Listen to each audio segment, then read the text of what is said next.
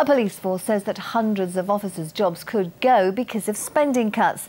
The Leicestershire Force has been setting out a 5-year plan to make up to £28 million worth of savings. Our social affairs correspondent, Jeremy Ball, is at the county's police HQ in Enderby. Good evening, Jeremy. What have you been told? Well, Dominic, the force has unveiled what it's describing as its biggest ever change programme. Here it is. It's called Blueprint 2020, and it's all about how Leicestershire Police are going to deal with savings of between 25 and 40% after the government's comprehensive spending review. Now, today the Deputy Chief Constable set out how they're planning to achieve that by using more new technology, by focusing more on roles that keep people safe, and by trying to protect frontline policing. He accepted, though, that it could mean losing hundreds of officers through natural wastage. Of course, it would have a massive impact. I want to emphasise that losing police officers in those sort of numbers is, of course, absolutely the last thing that we would want to do.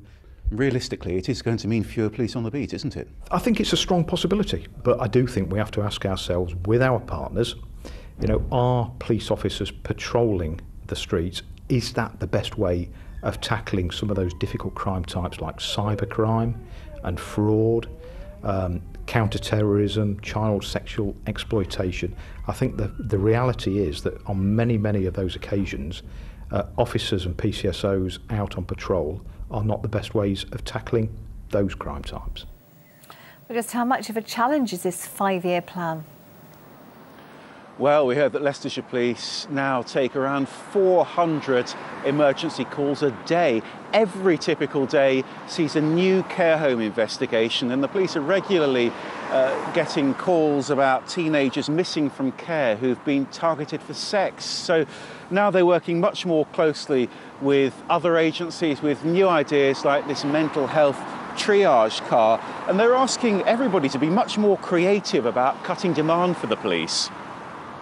In the States, it's not possible to steal fuel from a filling station. Just one little small example, because of course that fuel is paid for in advance, whereas of course here we do spend some time investigating apparent thefts and bilkings from fuel stations.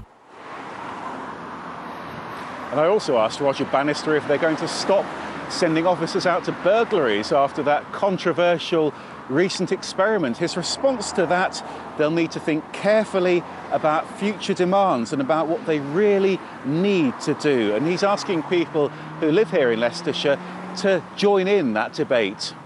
Okay, leave it there, thank you.